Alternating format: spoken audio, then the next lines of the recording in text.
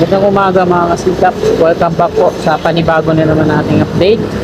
Araw po ngayon ng Martes, ka-23 ng Hunyo, taong 2026. Mag-alas 11 na po ng umaga. Habang patungo tayo ngayon sa next outlet ko, no, ay daanan natin to dito. Kasi on the way din naman sa atin to. Sabay na natin sa ating biyahe. Update. Ito po yung Skyway Stage D, Section 2A.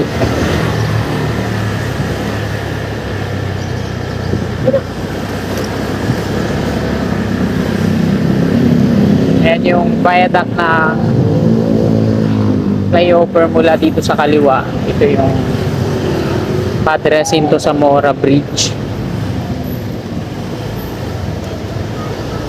NCR dito sa ating kaliwa din. So unahin muna natin dito.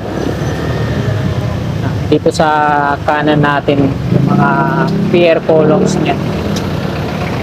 Ayun yung viaduct sa sa kaliwa. Tapos meron siyang markings dito. EPP -3. So dito ata yung column. Tapos dito sa tawid, hindi pa sila nag-start dito ng drilling. Pero didemolish na dyan sa kabilang bahay yung tatama ng poste. Ayan, ito yung bahay dito sa kanan, katabi ng nandito sa may kanto. Didemolish na kasi dito yan magdi-drill.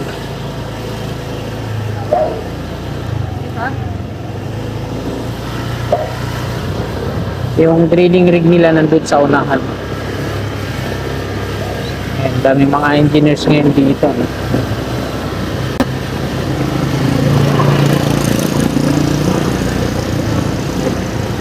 Ito yung magiging poste, Pier 56 sa kaliwa. Ayan, may mga temporary steel casing na dito. Tapos dito, Pier 57 naman dito din sa kaliwa.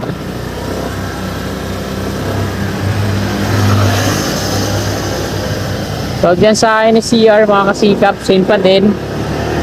Nasa gitna na yung na-demolish pero di na tayo makakapasok dun. Andyan na yung crane, no? Nilipat na dyan. So dito na lang tayo.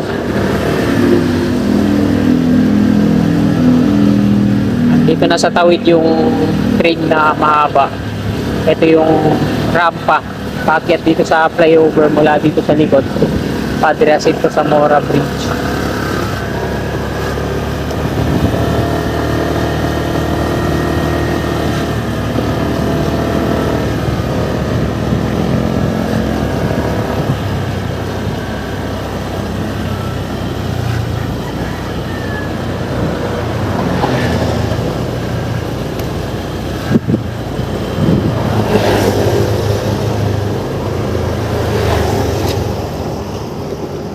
Ito yung dating PNR Pandacan Station. Ayan naman yung Skyway Stage 3 patungong Buendia. Ito yung mga columns. Tapos na lahat yan, patungo naman yan dito sa NLEX Connector, PUP Santa Mesa. So hindi na natin videoan yan. So dito na lang sa may Pandacan Station. Ayan, no, nakalagay dyan. Ayan, hindi ko gaano makita at mabasa, pero nakalagay dyan. Ayan. So, kahit malabo na yung paningin ko, ay nakalagay dyan Pier 154 870 araw na bilog, tas araw pababa dito. Ayan,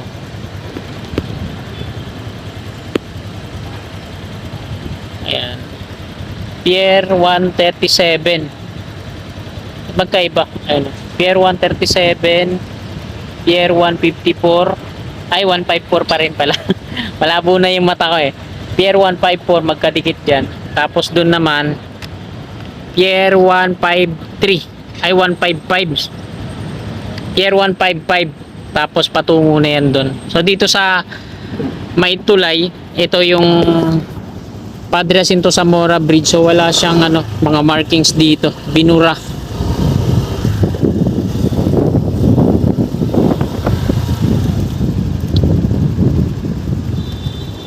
Ayan mga kasika po, nakasulat dyan sa may pader Pier 155, tapos 9.50 pababa. Ayan. Ganun din doon, Pier 155, 9.43 naman, araw pababa. So, ayan dyan.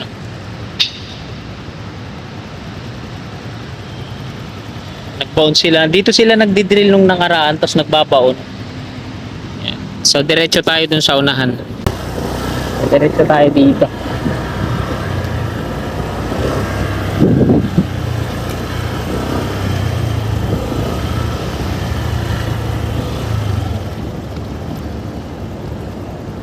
Kaya nakalagay dyan, Pier 156. Ayan o. Tapos, PO, PNR row, 12.38 meters. Ayan o, yung may bilog na yan. May nilagyan ng palatandaan. Ayan. 9.42, Pier 156, 62 meters. Ayan. Yan nakasulat sa pader na yan. Tapos doon naman sa kabila, Pier 157.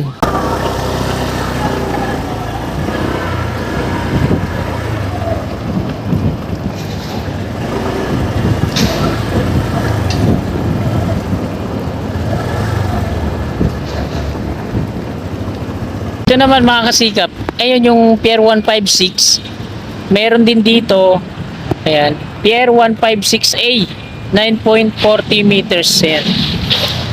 Ayan.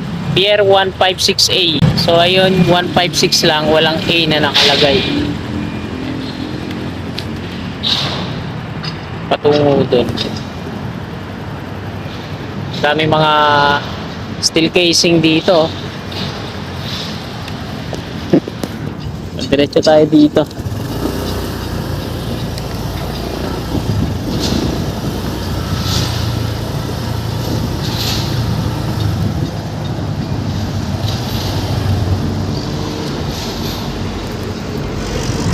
Ayan, dito burado na yung mga markings. Malamang Pier 157 na yan dito. Nabura lang kasi. Ito dito. So andyan sila, yung crane tsaka yung drilling rig.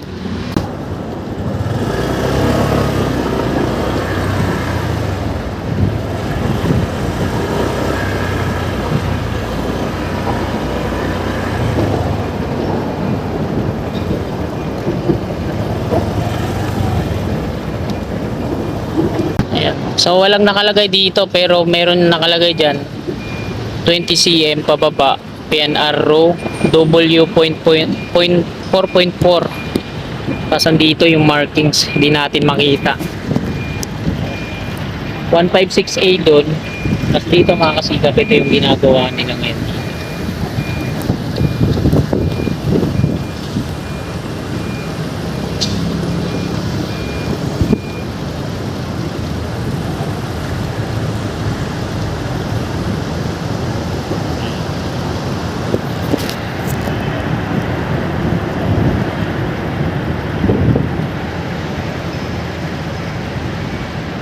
Tangay-tangay ng crane na to yung mga rebar cage. Parang dito na sila